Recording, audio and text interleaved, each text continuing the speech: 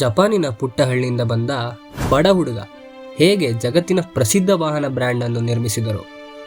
ಇದು ಸೊಯಿಚಿರಾ ಹೊಂಡಾ ಅವರ ಕತೆ. 1906ರಲ್ಲಿ ಸೊಯಿಚಿರಾ ಹೊಂಡಾ ಜಪಾನಿನ ಕಸು ಎಂಬ ಪುಟ್ಟ ಹಳ್ಳಿಯಲ್ಲಿ ಜನಿಸಿದರು. ಅವರ ತಂದೆ ಸೈಕಲ್ ರಿಪೇರಿ ಮಾಡುವ ಕೆಲಸವನ್ನು ಮಾಡುತ್ತಿದ್ದರು. ಇದರಿಂದ ಹೊಂಡಾ ಅವರಿಗೆ ಯಂತ್ರಗಳ ಮೇಲೆ ಆಸಕ್ತಿ ಹುಟ್ಟಿತು. ಹೊಂಡಾ ಅವರು ತಮ್ಮ ವಿದ್ಯಾಭ್ಯಾಸವನ್ನು ನಿಲ್ಲಿಸಿ ಗ್ಯಾರೇಜ್ ಕೆಲಸ ಮಾಡಲು ಪ್ರಾರಂಭಿಸಿದರು. ಅಲ್ಲಿ ಅವರು ಇಂಜಿನ್ಗಳ ಬಗ್ಗೆ ಉತ್ತಮ ಮಾಹಿತಿಯನ್ನು ಪಡೆದಿದ್ದರು.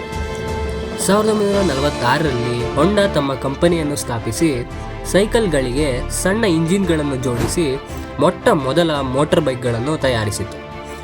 ಇದರಿಂದಾಗಿ 1948ರಲ್ಲಿ ಹೊಂಡಾ ಮೋಟಾರ್ ಕಂಪನಿ ಹುಟ್ಟಿತು. ಇಂದು ಹೊಂಡಾ ಕಂಪನಿಯು ವಿಶ್ವದ ಅತಿ ದೊಡ್ಡ ವಾಹನ ತಯಾರಿಕೆಯಲ್ಲಿ ಒಂದಾಗಿದೆ.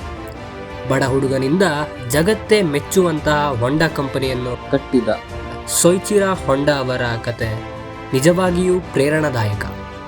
ಉತ್ಸಾಹ ಮತ್ತು ಪರಿಶ್ರಮದಿಂದ ಏನನ್ನಾದರೂ ಸಾಧಿಸಬಹುದು ಎನ್ನುವುದನ್ನು ಹೊಂಡಾ ಅವರ ಕತೆ ನಮಗೆ ತೋರಿಸುತ್ತದೆ. ಇಂತಹ ಇನ್ನಷ್ಟು ಸ್ಫೂರ್ತಿದಾಯಕ ಕತೆಗಳಿಗಾಗಿ ನಮ್ಮ ಚಾನಲನ್ನು ಲೈಕ್ ಮಾಡಿ, ಶೇರ್ ಮಾಡಿ ಹಾಗೂ ಸಬ್ಸ್ಕ್ರೈಬ್ ಮಾಡಿ. Thank you for watching.